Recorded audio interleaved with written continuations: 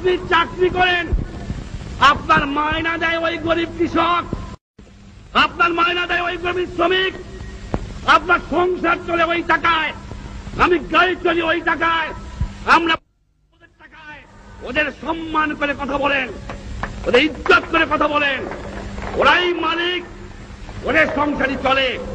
এ বেটা কোত্থেকে আসলি?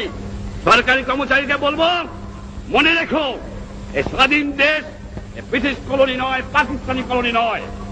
যে লোককে দেখবা তার চেহারাটা মতো বাবার মতো, তোমার ভাইয়ের মতো, ওর পরিশ্রমের পয়সা ওরাই হবে সম্মান বেশি পাবে, কারণ ওরা নিজে কামাই করে খায়, আর তোমরা কাজ করিয়া। একটা কথা জিজ্ঞাসা করি আপনাদের কাছে, মনে করবেন না কিছু, আমাদের কাছে জিজ্ঞাসা করি, আপনাদের বলবো কেন, আমি তো আপনাদের একজন। আমাদের লেখাপড়া শিখাইছে কেনা? আমার বাপ মা। আমরা মনে করি বাপ মা। আমাদের লেখাপড়া শিখাইছে কে? আমার আজ ডাক্তারি পাস করায় কে? আজ ইঞ্জিনিয়ারিং পাস করায় কে? আজ সায়েন্স পাস করায় কে?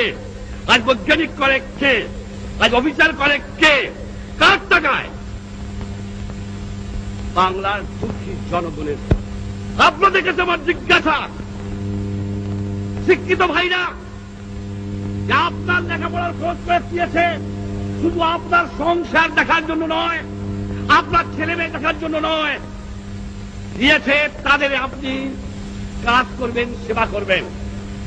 তাদের আপনি কি দিয়েছেন, কি ফেরত দিচ্ছেন, কতটুকু দিচ্ছেন?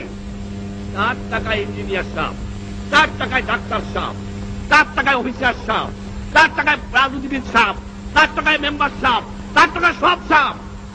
সমাজ যেন খুনে ভরে গেছে। এই সমাজকে আমি চরম আঘাত করতে চাই, এই আঘাত করতে চাই। যে আঘাত করেছিলাম পাকিস্তানিদের, সে আঘাত করতে চাই এই ঘুরে ধরা সমাজ ব্যবস্থাকে।